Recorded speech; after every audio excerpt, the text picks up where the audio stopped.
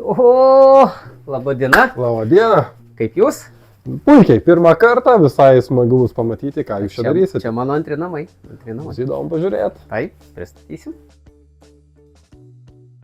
Vaikai, mes esame VAR kambaryje. Šis kambarys yra skirtas teisėjam, kurie padeda aikštėje esantiems teisėjams išspręsti vienas ar kitas labai sudėtingas situacijas.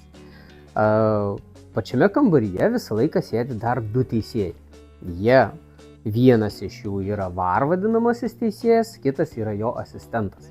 Dar būna čia toksai žmogus sėdi, kuris atsuka įrašus sukinę. Žinote, būna prie kompiuterių visi mėgsta sėdėti. Tai galima prasukti arba atsukti įrašą, ne? Tai jisai lygiai taip pat šitas žmogus gali sukinėti įrašus ir pažiūrėti rungtynių situacijas bei parodyti teisėjams. Atsimenat, šnekėjau apie inspektorių, kuris kaip jūsų mokykloje mokytojas, tai jisai vertina teisėjus. Va štai čia yra darbo vieta skirta inspektoriui.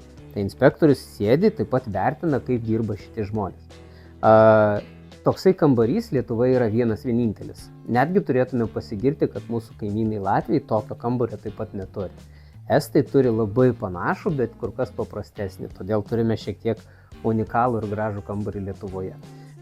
Jo privalumas yra toksai, kad šitas kambarys yra Kaune, o mes galime žiūrėti ir padėti teisėjaujančiam rungtynėse Vilniuje, Gargžduose, Šiauliuose, Panevėžyje, Marijampolėje ar Alytuje. Tai yra visuose didžiuosiuose Lietuvos miestuose, kuriuose yra žaidžiama Lietuvos aukščiausios lygos čempionatas. Tai su šiuo kambariu jūs susipažinsite šiek tiek detaliau, apžiūrėsime, kas čia iš ko susideda ir kaip viskas veikia.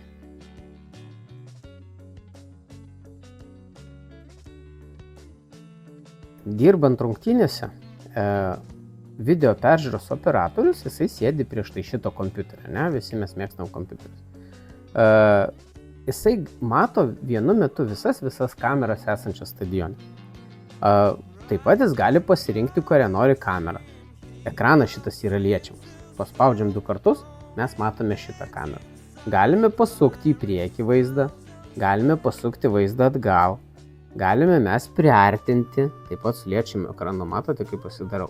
Prisiartinti, pažiūrėti, kas čia atsitiko, ar mums reikia pakartoti šitą vietą.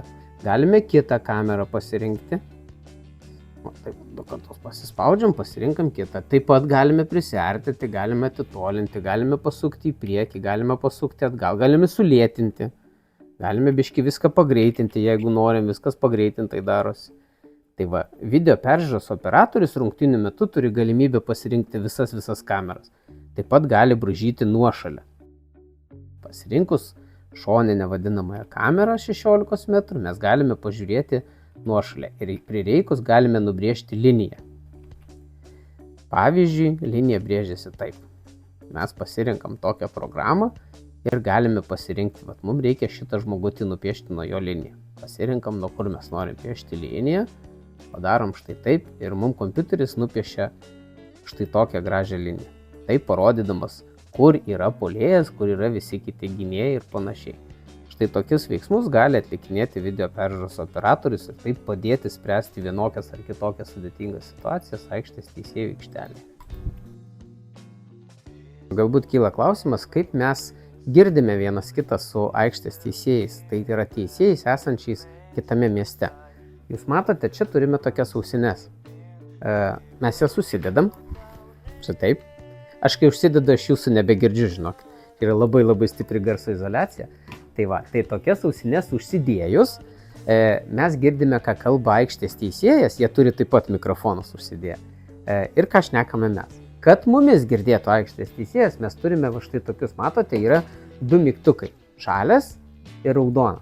Raudonas mygtukas, kai paspaudžiam, pradeda ekraniuką šviesti raudonai. Reiškiasi, mumis girdi aikštės teisėjas.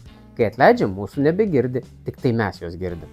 Žalias mygtukas reiškiasi, aš noriu pasižymėti kažkokią situaciją, kuri man yra įdomi ir galbūt paskui norėsiu pažiūrėti.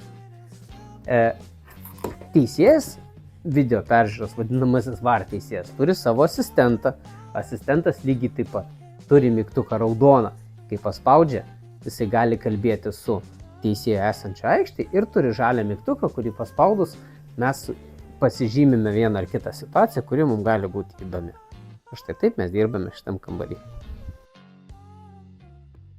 Mažieji futboliko dalyviai. Ačiū Jums už Jūsų dėmesį. Susitiksim kitam sezonui.